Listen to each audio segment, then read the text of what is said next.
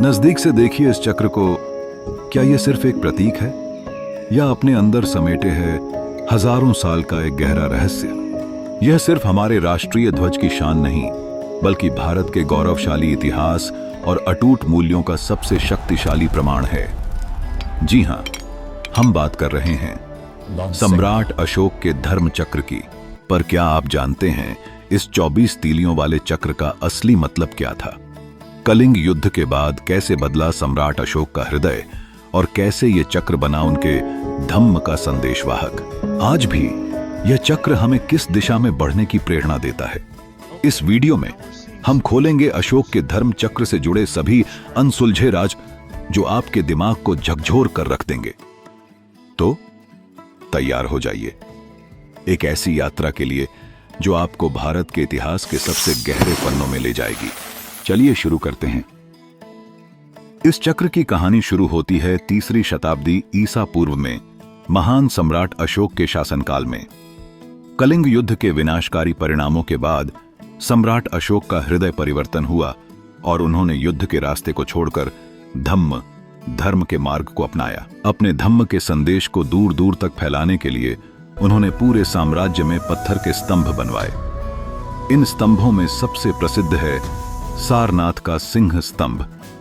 इस स्तंभ के शीर्ष पर 4 शेरों के नीचे एक गोलाकार फलक पर यह चक्र उकेरा गया है। यहीं से इस पवित्र प्रतीक का जन्म हुआ। दरअसल अशोक ने इस चक्र को ऐसे ही नहीं चुना था। यह चक्र बौद्ध धर्म का सबसे महत्वपूर्ण प्रतीक है। इसे धर्म चक्र प्रवर्तन कहते हैं, जिसका अर्थ है धर्म के पहिए को गति देना। यह उस क्षण का प्रतीक है जब गौतम बुद्ध ने सारनाथ में अपना पहला उपदेश दिया था। यह चक्र सत्य और न्याय की गति का प्रतीक बन गया। स्वतंत्रता के बाद भारत को अपने राष्ट्रीय ध्वज के लिए एक प्रतीक की आवश्यकता थी। महात्मा गांधी ने चरखे का सुझाव दिया था, जो आत्मनिर्भरता और स्वदेशी का प्रतीक था। लेकिन नेताओं ने एक ऐसे प्रतीक का चयन किया जो भारत के महान अतीत और भविष्य दोनों का प्रतिनिधित्व करे।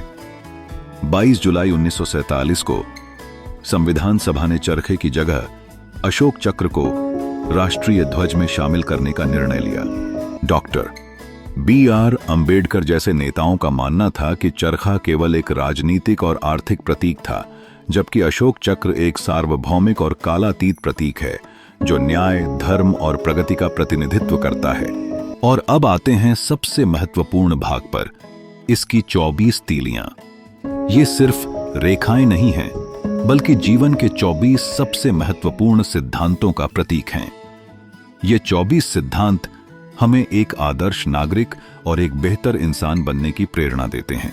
अशोक चक्र की 24 तीलियां, जिन्हें धर्म चक्र भी कहा जाता है, जीवन के 24 गुणों, सिद्धांतों और कर्तव्यों का प्रतिनिधित्व करती हैं।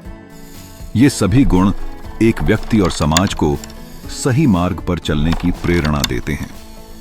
अशोक चक्र की 24 तीलियां और उनके गुण हैं: प्रेम, लव, साहस, करेज, धैर्य, पेशेंस, शांति, पीस, दया, काइंडनेस, भलाई, गुडनेस, क्षमा, फॉरगिवनेस, ज्ञान, नॉलेज, सत्य, ट्रुथ, सदाचार, वर्च्यू, आत्मनियंत्रण, सेल्फ कंट्रोल, निस्वार्थ सेवा, सेल्फलेस सर्विस, ईमानदारी, ऑनेस्टी, न्याय, जस्टिस, शिष्टाचार, कर्टिसी, वफादारी, लॉयल्टी, कर्तव्य, ड्यूटी, अनुशासन, डिसिप्लिन, जिम्मेदारी, रिस्पॉन्सिबिलिटी, सहानुभूति, एम्पैथी, समता, इक्वालिटी, धार्मिकता, राइचसनेस,